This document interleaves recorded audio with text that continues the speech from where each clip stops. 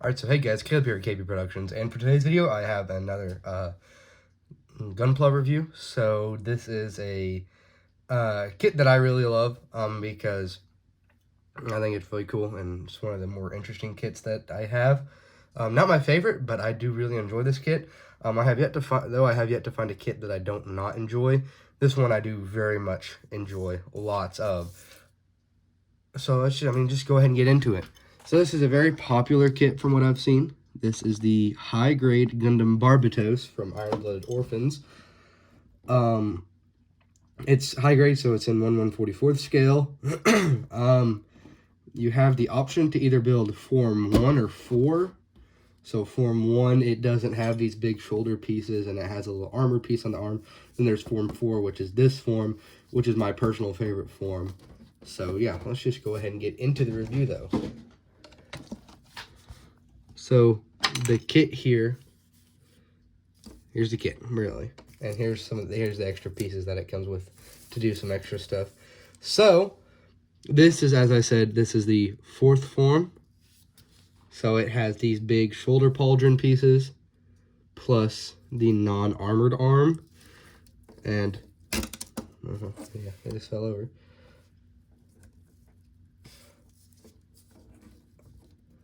You do have the armored arm as an option here.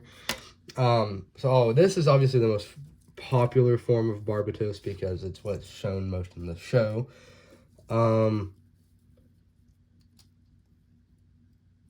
Get that back on here.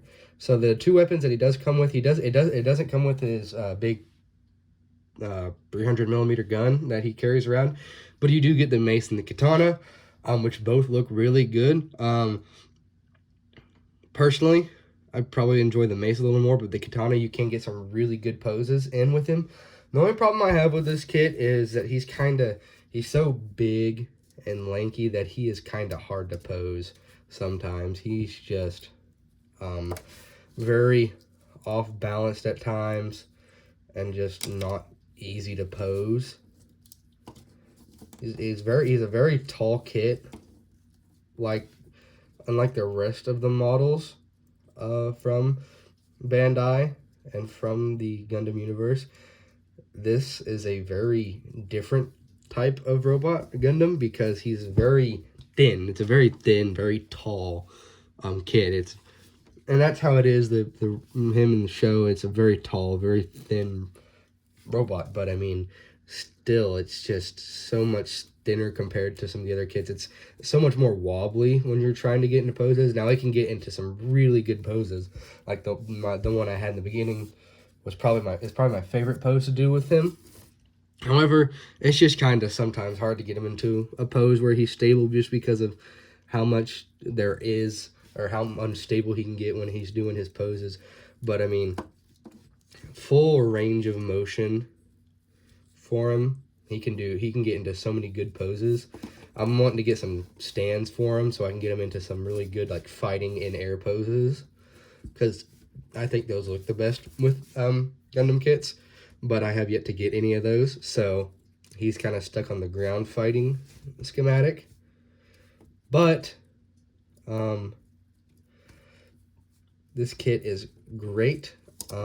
Just overall, just a great kit. I would recommend if you're looking to get something that's a fun build. It was a really, really good build, and just really fun to pose. Even though he is kind of a rough kit sometimes, he is very, very fun to pose. And overall, just a great figure, a great kit. Great for displays. He looks great with both his mace and his katana.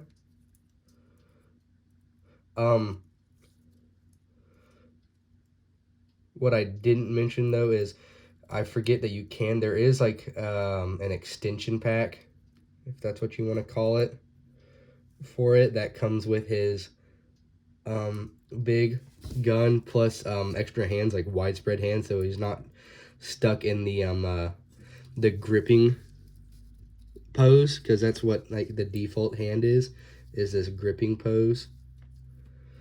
So if I can get him into kind of an action pose here with the katana. So the katana does make for some really good poses. I do like a lot of these poses you can get. The only main complaint I have is all of these like power symbols and stuff. That power symbol on the chest there, plus the eyes, they are all stickers, and those are not fun stickers to put on. Very tough, very just not fun to put on, but they do give him a good enough look, and I do really enjoy this kit. Overall, my impression of the kit is, if you're looking for a really good kit with some really good poses, and if you don't care if it's a little wobbly or if it's a little hard to stand sometimes if you don't get him like the correct pose to where he's just falling over.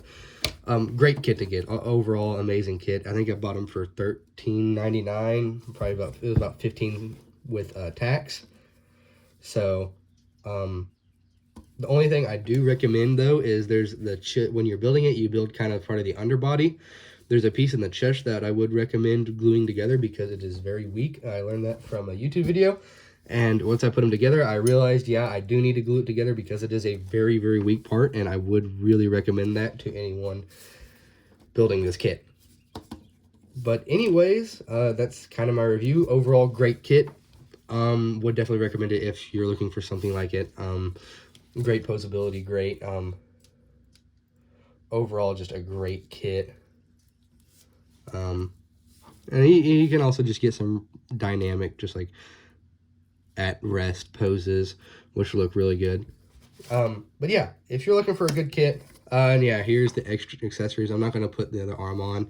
It's just, you take that part of the arm off, put this part on, and then you take the shoulder pads off, and that's the first form. You do get these that can kind of like extend the backpack, because the backpack holds the gear. That's one thing I did forget to mention. The backpack holds all this stuff. So you can have his mace on with his katana, or his katana on his back while holding the mace. It's just, there's these extenders that you can kind of put on there. Make it look like how he does in the show, how it kind of extends to him, and he can just grab it at his waist. But yeah, anyways, I hope you guys enjoyed this video, and I hope you learned something about this kit, and if hopefully decided you might want to get this kit. Anyways, I'll see you guys in the next video.